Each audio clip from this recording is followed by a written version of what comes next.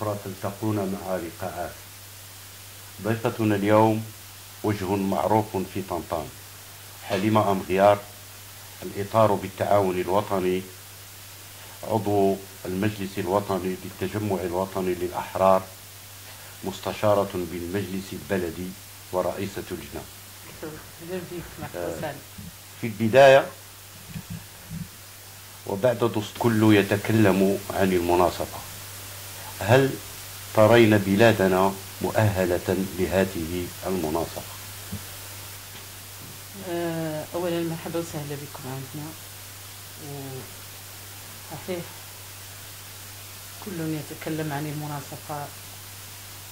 جاء دستور 2011 في مناصفة المرأة، ونتمنى كنا دائما نتمنى تنزيل هذا الدستور على أرض الواقع لإنصاف المرأة. والمناصفة أمرا أصبح واقعا. بدينا تقريبا 12%، والآن نحن على مشارف 28%، وسنصل إن شاء الله إلى 50%. دائما في المناصفة أنت كممارسة للشأن العام لهذه المدينة، هل تظنين أن الكوطة ستبقى دائما؟ والله احنا كنطمح، احنا دائما امنيتنا هاد الكوطه ما تكونش.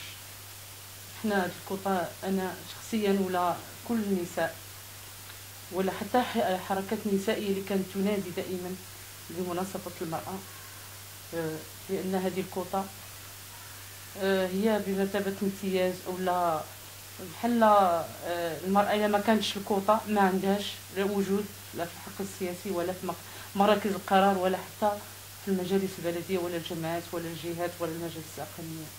نتمنى ان المراه يكون عندها وجود وتكون لها فرص لولوج مراكز القرار، وانها تكون تاخذ مكانتها اللائقه بها بدون كوطه. 2009 يوليوز 2015، 6 سنوات من الممارسة داخل المجلس البلدي لطنطان.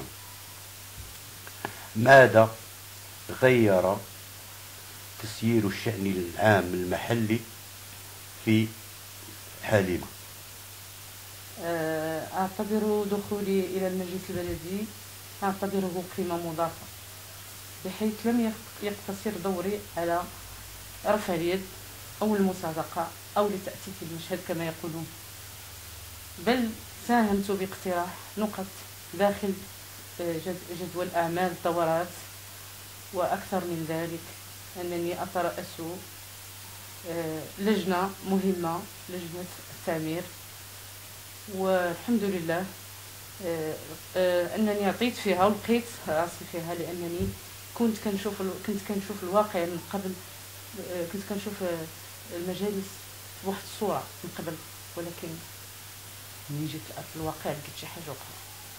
ولكن الحمد لله دوري داخل المجلس وأنا على رئاسة لجنة التعمير أنني خديت واحد التجربة، لأنني استفدت منها وعتبرتها مثابة مدرسة لي، لأن كل ما كنخوضوا شي مهمة ولا كتكون عندنا كنكونوا على رأس، كنكونوا في التسيير، إلا كتكون تستافد أكثر وتكون أكثر وتعطي أكثر. أنا كنحس براسي داخل المجلس مرة أخرى نعاودها أنني كنت قيمة مضافة، وفي نفس الوقت أنا كان لي المجلس قيمة مضافة لي أنا، وأنا قيمة مضافة لي، لأن دور المرأة كان مهم جدا.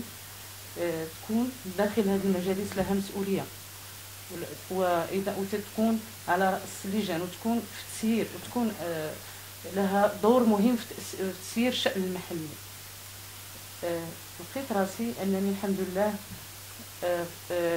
خذيت تجربة بنجاح، لأنني استفدت كثير وأنا كنسير هذه اللجنة اللي هي ماشي لجنة سهلة. لجنة التعمير لجنة كانت دائما واخا حليمة. نعم. سنة من المعارضة، 5 نعم. سنوات من الأغلبية. خلالها عرف في المجلس البلدي واحد الرجة، 1 2 السنين. كيف استطعتم أن تكونوا على رأس اللجنة التي تكون على رأس المجلس البلدي؟ والله احنا كنحسوا براسي داخل المجلس، كنت كنشوف الواقع من قبل، كنت كنشوف المجالس بواحد الصورة من قبل، ولكن ملي جيت لأرض الواقع لقيت شي حاجة أخرى. والحمد لله دوري داخل المجلس أن تجتازوا هذه الرجة. يعني الأيامات اللي كانت واحد المجموعة من الأغلبية طالبت بدورة استثنائية. دورة استثنائية حول ماذا؟ حول حل المكتب. نعم. كانت فعلا وقعت هذا الرجال لحل المكتب، ولكن الحمد لله. حليمة مؤخرا صادق البرلمان على تعديلات في القوانين الانتخابية، وما كان ملفتا هو إضافة عدد من النساء إلى المجالس المنتخبة على حساب المقاعد التي تكون أصلا في اللائحة. طنطان تمت إضافة مقعدين، هذا يعني للمجلس الجاي وفي على الأقل 6 نساء.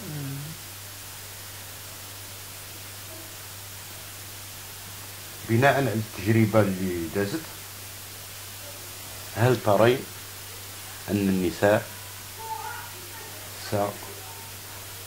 سينتقلون من مستشارات بطنطان إلى مسيرات، إلى مكاتب المجلس، إلى مكتب المجلس؟ دائما ولو أننا نحن كنا نطمحوا كما قلت مسبقا أننا نوصلوا لمراكز القرار بكفاءة، المرأة توصل لمركز القرار بالكفاءة ديالها بقدراتها، لكن التعديلات الأخيرة الحمد لله حتى الآن نحتاج إلى هذه الكوطة اللي كاينة الآن. القوانين الأخيرة اللي صدق عليها البرلمان بما فيها إضافة أو زيادة بعض المقاعد، مثلا في مجالس الجهة هناك الثلث من النساء مفروض أنهم يكونوا في المكتب. يعني المرأة غتدخل تسيير وتدخل المكتب المسير بالكوطة اللي تعطت لها مرة أخرى. هناك مستحدث آخر، المقعد الانتخابي لم يعد مقعدا للشخص، أصبح مقعدا للحزب السياسي. كيف تروا هذا الأمر؟